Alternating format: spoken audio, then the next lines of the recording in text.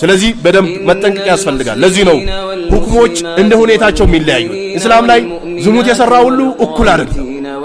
አግብቶ ዝሙት የሰራ ተቀጥቅጦ ይገደላል ሳያገባ ዝሙት የሰራ ይገረፋል ጀርባው ይጠበሳል አንዴ ምስት አምጥተ ነበር አንዴ ባላግኝታ ነበር ምን ያልከሰክሳታል ወደ ዝሙት የሚገፋፋው ነገር ሻህዋው ከላይ ላይ ወርዷል አንዳንድ ሱስ ያለባቸው ሰዎች ሁለትም ሶስትም አራትም ምስት ቢያገቡ የዝሙት ጥማት ያለባቸው ሰዎች በስነ ስርዓት ተኝቶ ማያድሩ ፊልም ያዩ እከሊት ይያሉ ዝም ብሎ በተኙበት የሚመርጡ ሰዎች ወይ የምትመርጥ ሴት አለች እነዚህ አላህ